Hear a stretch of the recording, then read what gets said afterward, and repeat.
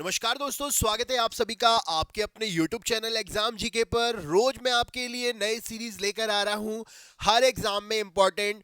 आज आपके लिए 100 एमसीक्यू क्वेश्चन जीके के लेकर आया हूं जो कि प्रीवियस ईयर्स परीक्षा में पूछे गए हैं और इनको याद कर लीजिए क्योंकि ये हर बार पूछे जाने वाले प्रश्नों की श्रृंखला में से संबंधित है।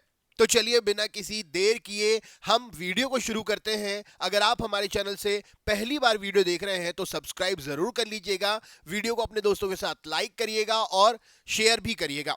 चलिए सबसे पहला प्रश्न लेकर आते हैं हम आपके सामने। सबसे पहला प्रश्न स्क्रीन पर है, एनोर बंदरगाह का विकास किस बंदरगाह पर बढ़ते दबाव को कम करने के लिए किया गया है? तो एनोर बंदरगाह का विकास जो है यह चेन्नई बंदरगाह पर बढ़ते दबाव को कम करने के लिए किया गया है। अगले प्रश्न की ओर चलते हैं। अगला प्रश्न है, सांप्रदायिक निर्वाचन क्षेत्रों की पद्धति की शुरुआत भारत में किसके द्वारा हुई थी? तो सांप्रदायिक निर्वाचन क्षेत्रों की पद्धति की शुरुआत जो है यह 1909 का मार्ले मिंटो अधिनियम के द्वारा हुई थी। नेक्स्ट क्वेश्चन की ओर चलते हैं। अगला प्रश्न है, टोगुप दर्रा भारत को किस देश के साथ में जोड़ने वाला पर्वतीय मार्ग है? तो टोगुप दर्रा जो है भारत को म्यांमार के साथ जोड़ने वाला पर्वतीय मार्ग है।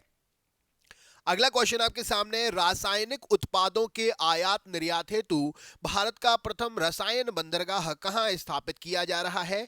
तो रासायनिक उत्पादों के आयात निर्यात हेतु भारत का प्रथम रसायन बंदरगाह जो है दाहोज में स्थापित किया जा रहा है। राइट आंसर हो जाएगा इस प्रश्न के लिए दाहोज। अगला क्वेश्चन आपके सामने है, मुस्लिम लीग की स्थापना 1906 में हुई थी, उस समय उसके उद्देश्यों में कौन सी बात शामिल नहीं थी? तो मुस्लिम लीग की स्थापना 1906 में हुई थी और उस समय उसके उद्देश्यों में द्विराष्ट्र सिद्धांत, भारत का सांप्रदायिक विभाजन, पाकिस्तान की मांग, ये सभी बात शामिल नहीं थी। नेक्स्ट क्वेश्चन की ओर चलते हैं, हिमालय पार की नदियां कौन सी हैं या हिमालय से पहले की नदियां कौन सी हैं? तो यहां पर सही उत्तर हो जाएगा हिमालय पार की नदियां ब्रह्मपुत्र, सिंधु और सतलज हैं। अगला क्वेश्चन आपके सामने है। प्रश्न आपसे पूछा गया है, भारत का सबसे बड़ा बंदरगाह कौन सा है? भारत का सबसे बड़ा बंदरगाह मुंबई बंदरगाह है। राइट आंसर हो जाएगा। नेक्स्ट क्वेश्चन को चलते हैं। अगला प्रश्न है, भारतीय क्रांति की जननी किसे कहा गया है? तो भारतीय क्रांति की जननी मैडम भीखाजी रुस्तम कामा जी को कहा गया है। राइट आंसर हो जाएगा। अगला क्वेश्चन आपके सामने है, निम्नलिखित में से कौन से दर्रे से होकर लेह जाने का रास्ता है? तो लेह जाने का रास्ता जोजिला दर्रे से होकर है। अगला प्रश्न आपके सामने है, जवाहरलाल नेहरू बंदरगाह कहां पर स्थित है? तो जवाहरलाल नेहरू बंदरगाह जो है यह मुंबई में स्थित है। नेक्स्ट क्वेश्चन आपके सामने है, वर्ष 1909 में मैडम भीखाजी कामा पेरिस में निम्नलिखित में से कौन सा समाचार पत्र प्रकाशित करती थी? तो मैडम भीखाजी कामा पेरिस में पैट्रियट नामक समाचार पत्र को प्रकाशित करती थी। अगला क्वेश्चन आपके सामने है, बुर्जिल तथा जोजिल दर्रा निम्नलिखित में से किस राज्य में स्थित है? तो बुर्जिल तथा जोजिल दर्रा जो है यह जम्मू कश्मीर राज्य में स्थित है।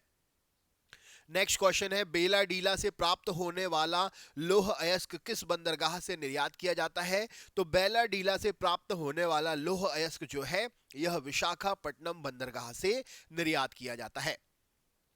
अगला क्वेश्चन है, निम्नलिखित में से कौन पहले एक क्रांतिकारी थे जो बाद में एक योगी और दार्शनिक बन गए? तो पहले एक क्रांतिकारी अरविंद घोष जी थे जो कि बाद में एक योगी और दार्शनिक के रूप में बन गए थे। नेक्स्ट क्वेश्चन देख लेते हैं। अगला प्रश्न, निम्नलिखित में से कौन सा दर्रा हिमाचल प्रदेश में स्थित नहीं है? तो हिमाचल प्रदेश में जैलेपला दर्रा स्थित नहीं है। नेक्स्ट क्वेश्चन आपके सामने है, किस बंदरगाह पर कोयले के लदान हेतु यंत्रीकरण सुविधाएं उपलब्ध कराई जा रही हैं? तो कोयले के लदान हेतु ऑटोमेटिक मशीन यंत्रीकरण सुविधाएं पारादीप बंदरगाह पर उपलब्ध कराई जा रही हैं। नेक्स्ट क्वेश्चन है, बंगाल का विभाजन कब हुआ था? तो बंगाल का विभाजन 15 अक्टूबर 1905 में हुआ था। राइट आंसर हो जाएगा। अगला प्रश्न है, निम्नलिखित में से किस राज्य में द्विसदनात्मक विधायिका नहीं है? तो द्विसदनात्मक विधायिका मध्य प्रदेश राज्य में नहीं है। नेक्स्ट क्वेश्चन है, कौन सी नदी भेड़ा घाट के समीप कपिलधारा जलप्रपात का निर्माण करती है? तो भेड़ा घाट के समीप कपिलधारा जलप्रपात का निर्माण नर्मदा नदी करती है। सही उत्तर हो जाएगा। यदि किसी राज्य विधान परिषद का सभापति अपने पद से त्यागपत्र देना चाहे तो वह अपना त्यागपत्र किसको देगा? तो राज्य विधान परिषद का सभापति अपने पद से त्यागपत्र देना चाहे तो वह अपना त्यागपत्र जो है उपसभापति को देगा। नेक्स्ट क्वेश्चन है, बंगाल 1905 में विभाजित हुआ था जिसके विरोध के फलस्वरूप यह पुनः एकीकृत हुआ था और यह पुनः एकीकृत 1911 में हुआ था। नेक्स्ट क्वेश्चन है, भारत की लवण नदी के नाम से जानी जाती है कौन? तो भारत की लवण नदी के नाम से लूनी नदी को जाना जाता है। अगला क्वेश्चन है, पुस्तक शेम का लेखक कौन है? तो पुस्तक शेम का लेखक सलमान रुश्दी जी हैं, सही उत्तर हो जाएगा। नेक्स्ट क्वेश्चन है, निष्क्रिय विरोध के सिद्धांत का प्रतिपादन किसने किया था? तो निष्क्रिय विरोध के सिद्धांत का प्रतिपादन अरविंद घोष जी ने किया था। अगला क्वेश्चन आपके सामने, इंदौर के समीप जाना पाव पहाड़ी किसका स्रोत है? तो इंदौर के समीप जाना पाव पहाड़ी चंबल नदी के उद्गम का स्रोत है। नेक्स्ट क्वेश्चन है, विधान परिषद का सदस्य होने के लिए कम से कम कितनी आयु होनी चाहिए? तो विधान परिषद का सदस्य होने के लिए कम से कम 30 वर्ष की आयु सीमा होनी चाहिए। अगले क्वेश्चन की ओर चलते हैं, किसने कहा था कांग्रेस आंदोलन ना तो लोगों द्वारा प्रेरित था ना ही यह उनके द्वारा सोचा या योजना बंद किया गया था? तो यह बात कही गई थी लाला लाजपत राय जी के द्वारा। राइट आंसर हो जाएगा। अगला प्रश्न है, निम्नलिखित में से कौन सी नदी उड़ीसा का शोक कहलाती है? तो उड़ीसा का शोक महानदी को कहा जाता है, सही उत्तर है। नेक्स्ट क्वेश्चन देखते हैं, पुस्तक फ्लाइट इनटू फियर का लेखक इनमें से कौन है? तो पुस्तक flight into fear Kiran Bedi जी के द्वारा लिखी गई है। अगला क्वेश्चन है, भारत में राज्य विधान परिषद के सदस्यों का कितना हिस्सा स्थानीय निकायों द्वारा चुना जाता है? तो भारत में राज्य विधान परिषद के सदस्यों का 1/3 हिस्सा स्थानीय निकायों के द्वारा चुना जाता है। नेक्स्ट क्वेश्चन की ओर चलते हैं, अनुशीलन समिति इनमें से किस प्रकार की समिति थी? तो अनुशीलन समिति एक क्रांतिकारी संगठन थी। राइट आंसर हो जाएगा। अगला प्रश्न है, निम्नलिखित में से कौन सी नदी प्रारंभ में अरुणा नदी के नाम से जानी जाती है? तो प्रारंभ में अरुणा नदी के नाम से कोसी नदी को जाना जाता है। नेक्स्ट क्वेश्चन है, तवा किसकी सहायक नदी है? तो तवा नदी जो है यह नर्मदा नदी की सहायक नदी है। अगला प्रश्न है, किसको समाप्त किया जा सकता है पर भंग नहीं कर सकते हैं? तो विधान परिषद को समाप्त कर सकते हैं लेकिन भंग नहीं कर सकते हैं। अगले प्रश्न की ओर चलते हैं, 1907 के कांग्रेस के सूरत अधिवेशन की अध्यक्षता किसने की थी? तो 1907 के कांग्रेस के सूरत अधिवेशन की अध्यक्षता जो है डॉक्टर रास बिहारी घोष ने की थी। निम्नलिखित में से कौन नदी बंगाल का शोक कहलाती है? तो बंगाल का शोक दामोदर नदी को कहा जाता है। अगला प्रश्न है, वर्तमान बंबई बंदरगाह के दबाव को कम करने के लिए कौन से पत्तन का निर्माण किया जा रहा है? तो वर्तमान बंबई बंदरगाह के दबाव को कम करने के लिए नवा शेवा बंदरगाह का पत्तन का निर्माण किया जा रहा है। अगला प्रश्न है, 1907 में हुए कांग्रेस के उदारवादी और उग्रवादी नेताओं के बीच संघर्ष एवं मतभेद का कारण क्या था? तो यह संघर्ष और मतभेद का कारण राष्ट्रीय कांग्रेस के अध्यक्ष पद का चुनाव था। नेक्स्ट क्वेश्चन है, निम्नलिखित नदियों में से कौन एक विनाशक नदी कहलाती है? तो विनाशक नदी कोशी नदी को कहा जाता है। अगला प्रश्न है, राष्ट्रीय अंतर्देशीय नौवहन संस्थान कहां पर स्थित है? तो राष्ट्रीय अंतर्देशीय नौवहन संस्थान पटना में स्थित है। नेक्स्ट क्वेश्चन है, कांग्रेस लीग यानी कि कांग्रेस और मुस्लिम लीग समझौता का दूरगामी परिणाम क्या हुआ था? तो कांग्रेस और मुस्लिम लीग समझौते का दूरगामी परिणाम भारत का विभाजन और पाकिस्तान का निर्माण था। नेक्स्ट क्वेश्चन है, निम्न में से कोसी नदी हिमालय से परे की नदी है? कौन सी नदी, माफ करिएगा, इनमें से कौन सी नदी हिमालय के परे की नदी है, पहले की नदी है? तो सतलुज नदी हिमालय से परे की नदी है। राइट आंसर हो जाएगी।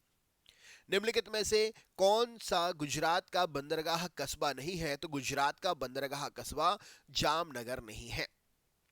बंगाल विभाजन के पीछे ब्रिटिश सरकार का उद्देश्य क्या था? तो बंगाल विभाजन के पीछे ब्रिटिश सरकार का मुख्य उद्देश्य जो था बंगाल में बढ़ते हुए राष्ट्रवाद को दबाना था।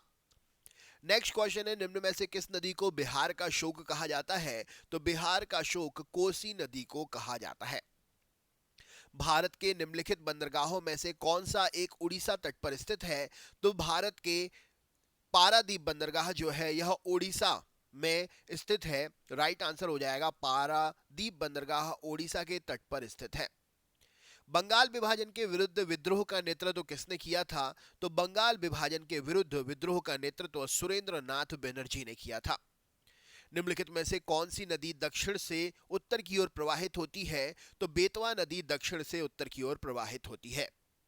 भारत में अंतःस्थलीय जलमार्गों के लिए प्रयोग की जाने वाली नदी कौन सी है? तो गंगा नदी अंतःस्थलीय जलमार्गों के लिए प्रयोग की जाने वाली नदी है। अगला क्वेश्चन है, स्वदेशी आंदोलन शुरू किया गया था कैसे? तो स्वदेशी आंदोलन बंगाल विभाजन के विरोध के स्वरूप में शुरू किया गया था। दोस्तों, नेक्स्ट सीरीज आपके लिए अगले वीडियो में मिलेगी, तो प्रश्नों से जुड़े रहने के लिए चैनल को सब्सक्राइब कर लीजिएगा। 100 क्वेश्चन है इस वीडियो में, तो नेक्स्ट वीडियो में आपको 51 to 100 क्वेश्चन मिलेंगे। तो चलिए, कैसे लगा वीडियो कमेंट करके जरूर बताएं। चैनल पर नए हैं सब्सक्राइब करना ना भूलें, बेल आइकन ऑन करें और अपने दोस्तों के साथ जरूर शेयर करें। मिलते हैं नेक्स्ट वीडियो में, तब तक के लिए बहुत बहुत धन्यवाद।